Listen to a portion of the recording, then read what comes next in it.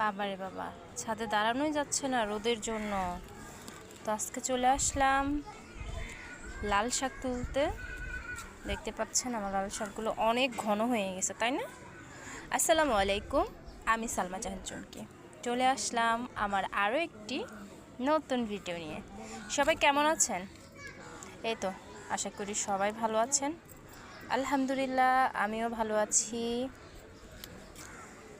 তো ছাদে কিন্তু প্রচুর রোদ, মানে দাঁড়ানো যাচ্ছে না রোদের জন্য। তবুও কিন্তু আমার শাক তোলা মিস হবে না, শাক তুলেই যাব। তো খেয়াল করলাম যে আমার এখানে গাছগুলা মানে বেশি ঘন হয়ে গেছে, মানে লাল শাকগুলা বেশি ঘন হয়ে গেছে, তার জন্য অন্য গাছগুলা কি পারতেছে না, বাড়ার সুযোগ পাচ্ছে না। তো ভাবলাম কিছু গাছ আমি আজকে তুলে নিব শাক। দেখেন মাশাআল্লাহ অনেকগুলো তুলছি।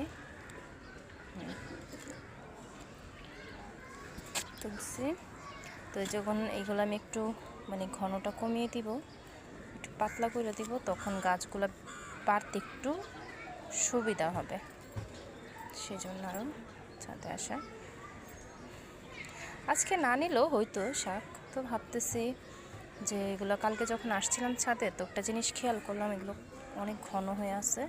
তো এগুলোকে একটু ছাঁটাই আর কি, সেজন্য। তো সবার কী অবস্থা, কেমন আছেন, কেমন যাচ্ছে দিনকাল? এই তো আমি আছি আলহামদুলিল্লাহ ভালো, আপনাদের দোয়াই এবং আল্লাহ তাআলার রহমতে আমিও আছি ভালো। তো ছাদে কিন্তু রোদ হলো, খুবই ভালো লাগতেছে, মিষ্টি মিষ্টি একটা রোদ।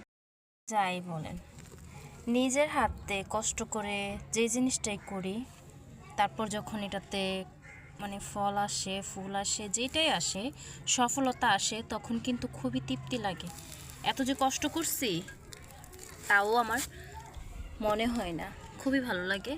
তো আলহামদুলিল্লাহ, অবশেষে আমিও যে এতটুকু মানে গাছ লাগাবো, কখনো আমি তা থেকে ফল পাবো, ফুল পাবো কখনো আশা করি নাই। তো এটা আর কি, মানুষে অনেক কিছু ভাবে না যে ওর সাথে এটা হবে না, কিন্তু হয়। তার জন্য নিজের প্রতি বিশ্বাস অবশ্যই অটুট রাখতে হবে।